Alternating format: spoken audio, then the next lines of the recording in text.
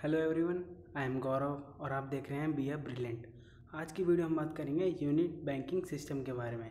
Unit banking क्या होता है, यूनिट बैंकिंग सिस्टम के बारे में जानेंगे। ये बैंकिंग सिस्टम क्या होता है, ठीक है।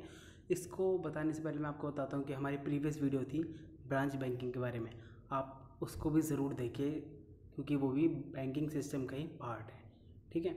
तो चलिए शुरू करते हैं। यूनिट बैंकिंग सिस्टम का मतलब होता है means a system of banking under which banking services are provided by a single banking organization। Unit banking system को समझाने से पहले मैंने बताया था जैसे ब्रांच बैंकिंग को देखो तो हम उन दोनों को साथ साथ लेकर चलेंगे, ठीक है। तभी आपको ज़्यादा डीपली ज़्यादा अच्छे से समझ में आएगा। ब्रांच बैंकिंग और यूनिट बैंकिंग को साथ साथ लेकर चलेंगे तो ठीक है। मैंने बताया ब्रांचेस बैंकिंग क्या है, लार्जर बैंक अपने काफ़ी सारे ब्रांचेस ओपन कर लेते हैं ऑल ओवर द कंट्री, तो ब्रांच बैंकिंग हो जाती है, ठीक है। अगर वो एक ही बैंक हो, ठीक है, तो वो यूनिट बैंकिंग कहलाती है, ठीक है। उसकी कोई और ब्रांचेस ना हो, बस उसका इतना सा ही सिंपल मतलब है। यूनिट बैंकिंग मतलब एक सिंगल बैंकिंग ऑर्गेनाइजेशन, एक सिंगल बॉडी, ठीक है। और ब्रांच बैंकिंग क्या है, उसके बहुत सारे ब्रांचेज है ऑल ओवर द कंट्री, तो यही डिफरेंसेस मैं बोल सकता हूँ। तो यूनिट बैंकिंग सिस्टम जैसे डेफिनेशन आप देख रहे हो, means a system of banking under which banking services are provided by a single banking organisation, कि वो भी बैंकिंग सर्विसेज जो भी प्रोवाइड कर रहा है वो सिंगल और बैंकिंग ऑर्गेनाइजेशन, एक ही बॉडी से, सिंगल बॉडी जो है यूनिट बैंकिंग जिसको कहा गया है, उन्हीं से ही कस्टमर को अपनी सारी सर्विसेज, बैंकिंग की सर्विसेज प्रोवाइड कर रहा है, उसी को यूनिट बैंकिंग सिस्टम कहते हैं। बस सिंपल इतनी सी डिफाइन है, ठीक है। और ब्रांच बैंकिंग क्या थी, ब्रांच बैंकिंग ये थी कि उसमें बहुत सारी ब्रांचेज और होती हैं ऑल ओवर द कंट्री, ठीक है। यहाँ बहुत सारी मतलब बॉडी होती है, फाइनेंशियल बॉडी उसी नेम की, ठीक है।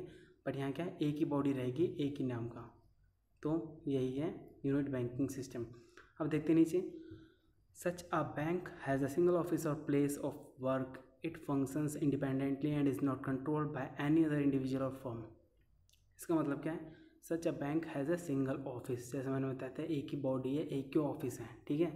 जो फिजिकल स्ट्रक्चर है बैंक का वो एक ही है और कहीं ओपन नहीं है। जैसे सपोज करो गाजियाबाद में ओपन है single bank, branch banking unit banking का एक कोई बैंक ओपन है, ठीक है, सिर्फ और सिर्फ वो गाजियाबाद में ओपन है, तो बस वो जब भी यूनिट बैंकिंग कहलाएगी अगर वो बॉडी जो है, वो फाइनेंशियल बॉडी, वो बैंकिंग सिर्फ और सिर्फ गाजियाबाद में है और वही कस्टमर को प्रोवाइड कर रही है। चाहे बाहर के कस्टमर जो हैं मेरिट वेरिट के आगे भी अकाउंट ओपन करा रहे हैं, हो जाएगा, ठीक है, वो माना जाएगा।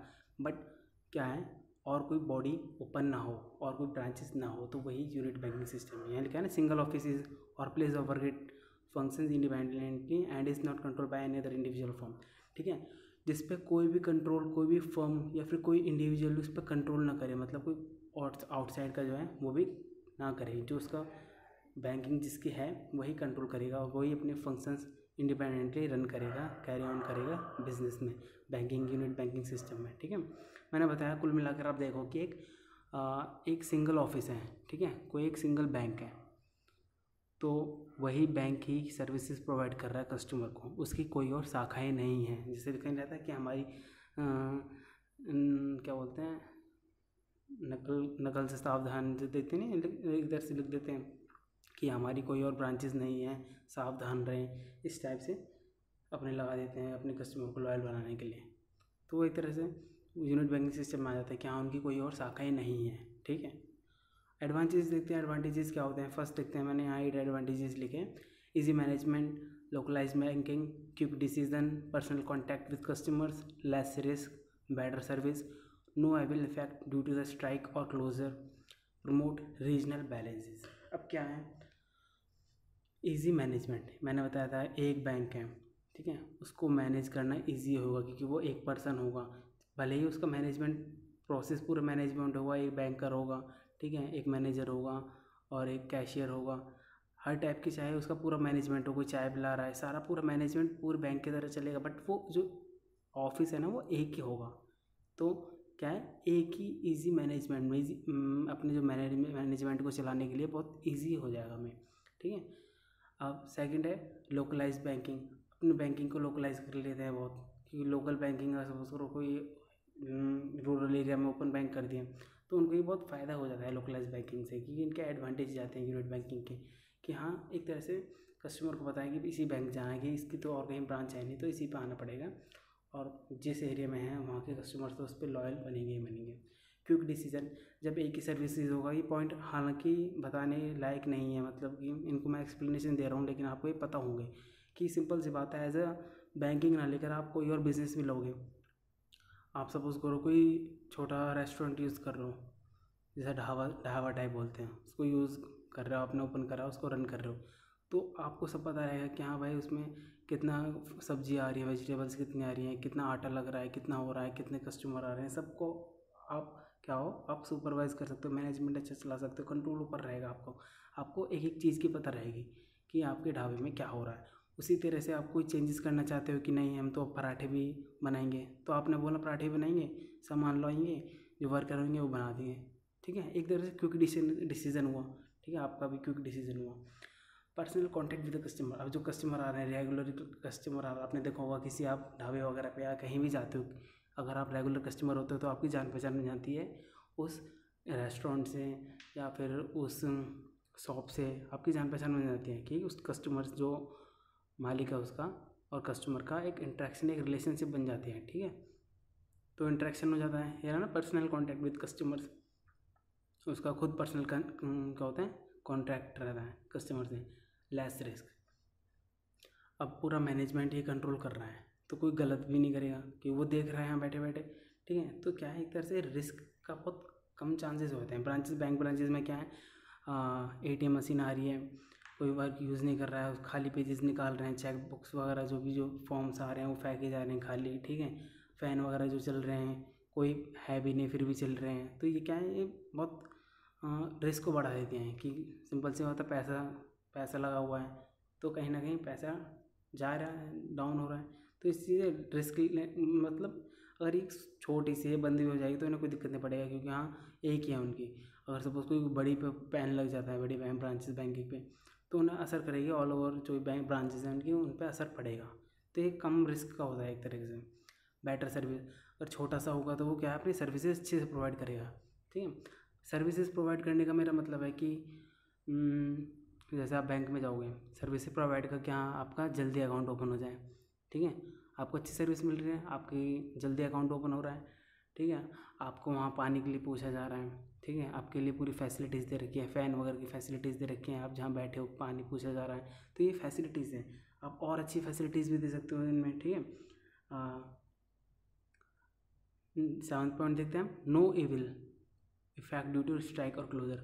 कोई स्ट्राइक और क्लोजर से कोई ज़्यादा इफेक्ट नहीं पड़ता, हालांकि इफेक्ट तो देखो आप सब चीज़ों पे पड़ेगा, ठीक है, चाहे छोटी सी छोटी चीज़ हो चाहे बड़ी सी बड़ी चीज़ हो, इफेक्ट सबको पड़ता है, लेकिन ज़्यादा इफेक्ट नहीं पड़ता है स्ट्राइक और क्लोजर से, ठीक है। छोटी सी चीज़ आज है कल नहीं है, तो इस तरीके से हम बोल सकते हैं। लेकिन हाँ ये बात ध्यान रखना कि इफेक्ट ज़रूर करेगा। आप खुद देखिए, इमेजिन करिए ये लॉकडाउन में 3 महीने छोटे से छोटा व्यापारी और बड़े से बड़े सबको घाटा हुआ है, ठीक है। सबको कहीं ना कहीं इकॉनमी हमारी इतनी कंट्री की डाउन हो गई, कंट्री की क्या ऑल ओवर द वर्ल्ड भी देखोगे होल इकॉनमी डाउन हो चुकी है। क्यों? क्योंकि छोटे से छोटे ही जब इन्वेस्ट नहीं कर रहे हैं, ठीक है, तो कहीं ना कहीं क्या है, इकॉनमी डाउन होएगी, उन सभी इंडिविजुअल उसके लिए माने जाएंगे लायबल। नेक्स्ट आती है प्रमोट रीजनल बैलेंस। एक रीजनल बैलेंस, जो रीजन का एरिया जो होता है उसको बैलेंस करके रखता है, ठीक है। जिसके पास सपोज करो बैंकिंग क्या है, मैंने बताया था कि कोई पर्सन है, उसको यहाँ अपने खेतों के पास अपने क्या है, उसको एक इंडस्ट्री ओपन करनी है, उसके पास पैसा नहीं है, ठीक है, किसान के पास, वो बैंक के पास जाएगा, बैंक से उधार लेगा, एज लोन लेगा, ठीक है, एग्रीकल्चरल लोन जिसे बोलते हैं, वो लोन लेगा और बदले में बैंक को क्या मिलेगा, इंटरेस्ट मिलेगा। तो इस अपने एरिया में इंडस्ट्री लगा देगा, इंडस्ट्री लगाएगा तो क्या होंगे, एम्प्लॉय वर्कर को हायर करेगा, उनको रोज़गार मिलेगा, ठीक है, और अच्छी चीज़ें बनाएगा तो आसपास के एरिया डेवलप होंगे।